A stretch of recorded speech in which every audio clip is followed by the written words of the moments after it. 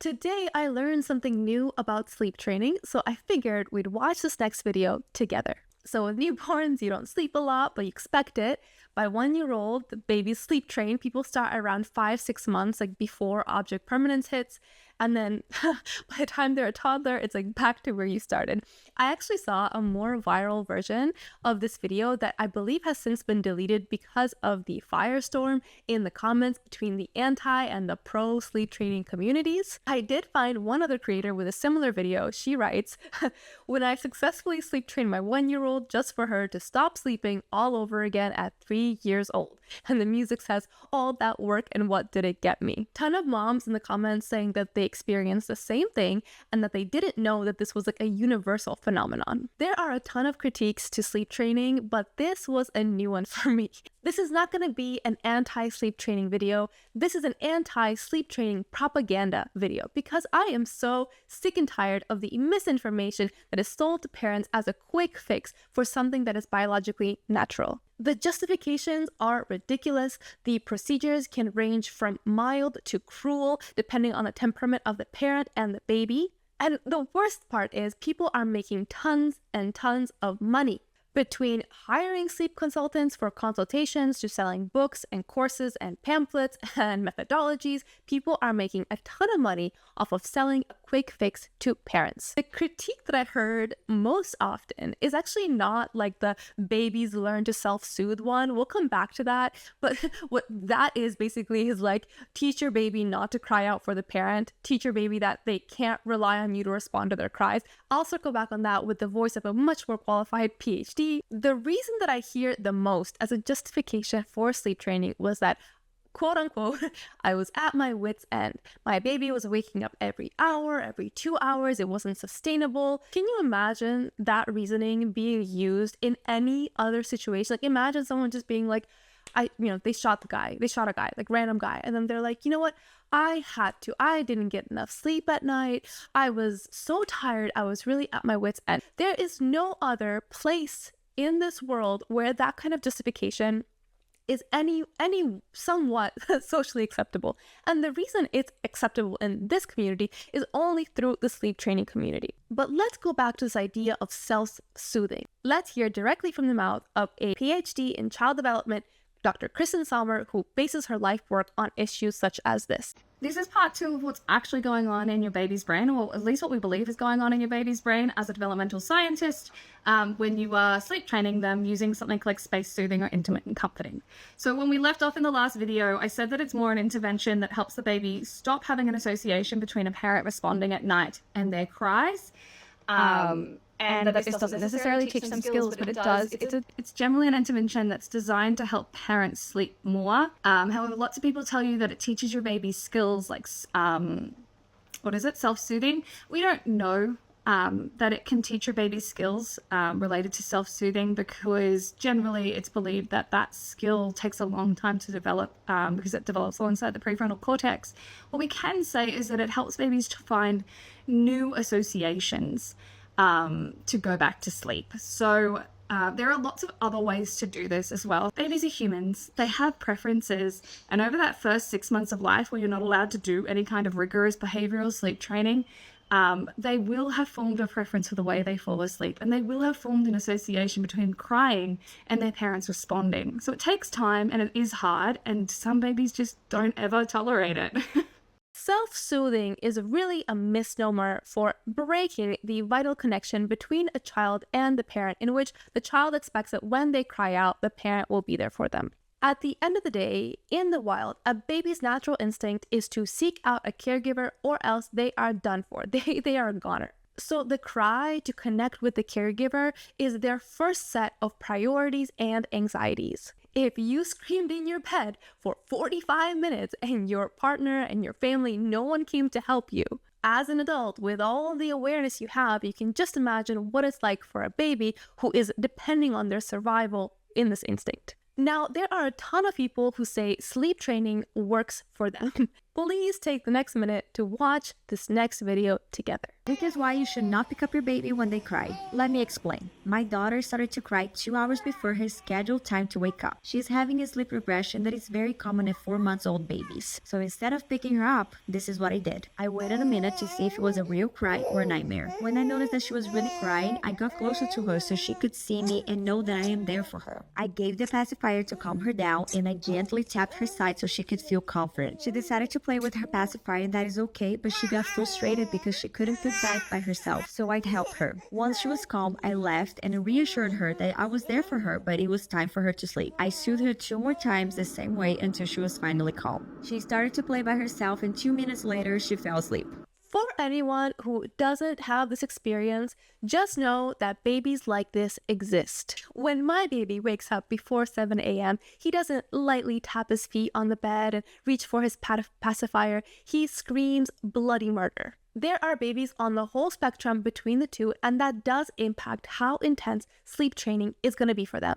Now, there is this whole subgenre of sleep training that's called like gentle sleep training. So for example, on the most generous end, that is like being fully responsive to the baby. Like the parent will always come into the room and either pat them or pick them up even and then put them down again. And now if this is the kind of baby that you have, then sleep training will be very effective for you.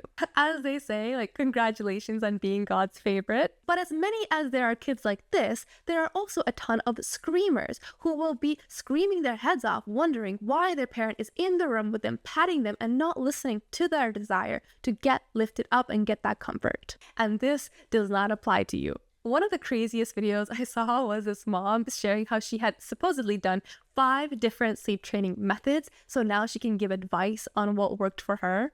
On its surface, this is absolutely an insane statement because if you were to really do justice to these sleep training methods, it requires 2 to 4 weeks of trying a method to really see if it works. Sleep training methods don't promise overnight successes. That's the training portion of it. And obviously the most intense version of sleep training is just putting your baby in a room and shutting the door and letting the baby cry it out. So like, I can't even imagine what 4 to 5 rounds of 2 to 4 weeks of that look like. But presumably she didn't go through that. So presumably she didn't really give all 4 or 5 sleep training methods a true shot. One mom comments on this video, "Me watching this while I'm watching my baby cry it out RN. Just waiting for the baby to finish screaming out its little lungs in its fight for survival and to not be forgotten by the caregiver." Other comments such as, "Needed this. We were up from 11 p.m. to 3 a.m. last night and finally just let her cry. So heartbreaking, but it worked. She was fed and safe." This is one of the most problematic statements in the sleep training community, because since when is being fed and safe and clean, like, not having any like poo or pee in the diaper, since when is that the bare minimum that babies need? In 1958, Harry Harlow abused a bunch of rhesus monkeys to study maternal affection. In one experiment, he raised infant monkeys without a mother, but with 2 surrogates instead. One of the surrogates had a bottle of milk coming out its torso, and the other had cloth wrapped around him. The infant monkey always chose the cloth mom, especially when scared. Harlow wrote, "Men cannot live by milk alone. Love is an emotion that does not need to be bottle or spoon-fed."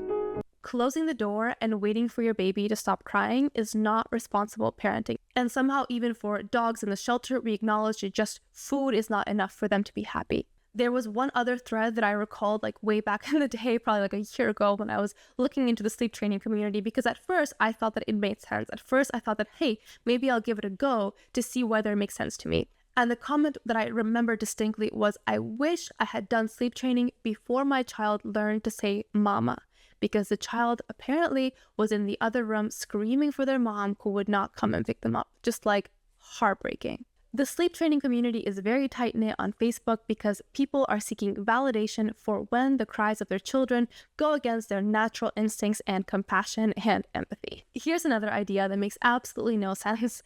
Comment is, "Anyone have success with sleep training without dropping feedings? I don't agree with not feeding my 5-month-old. Creator responds, "We didn't drop feedings at night until 7 months. You can do dream feeds. That's what we did 5 to 7. So dream feeds is basically when the baby is sleeping and you kind of toggle the bottle into their mouth until it activates their sucking reflex, and then they drink whatever they drink while they're fully asleep. Now let's take the example if you were an adult. And I think it is so important to draw these parallels to your own self. If you were an adult and this happened to you, how would you feel? Because we should be taking extra care with babies. They are less mature. They are more dependent. Let's do it for an adult. While you are sleeping, and let's say you go to bed and you're going to be hungry. You know you're going to be hungry. Someone toggles a bottle into your mouth and you drink whatever you drink while you are dead asleep. Then you wake up and you ask for food.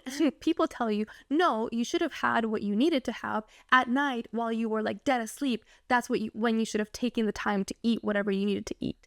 It's completely bizarre logic. Dream feeds are a great way to help your baby connect sleep cycles, but they cannot be replacing meals during the night that your baby needs because their tummy is too small and they can't make it through the night for food. Especially because babies are growing at a rapid pace and parents are not able to predict the appetite for their babies that they need for their own growth and sustenance.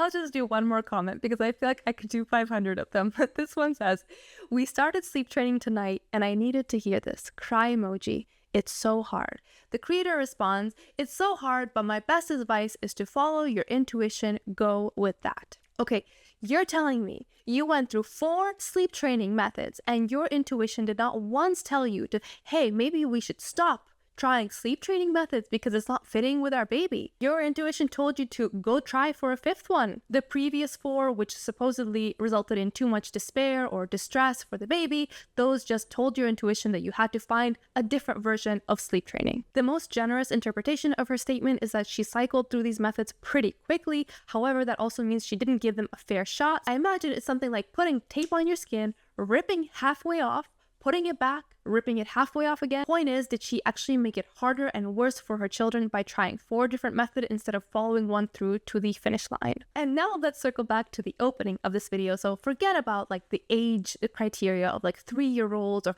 5-year-olds or whatever toddler age going back and regressing against sleep training. Babies will go through developmental changes and their sleep will improve and then regress. Babies will also be impacted by growing fast, if you travel, or if they get sick. You may find yourself deviating from sleep training or all of that progress that you made receding because of all of these impacts. And that's a big warning because you went through a lot of pain to sever that connection between babies crying and their parents responding. Was it worth it? I really wish that people in the sleep training community didn't hide behind, please reassure me that everything will be okay, instead of standing by their decision. If you had made the right decision for the right reasons and it fit with your POV, you wouldn't have such a hard time and you wouldn't need to seek out such loud and constant reassurance that you did the right thing. Please don't rely on an echo chamber to give you comfort.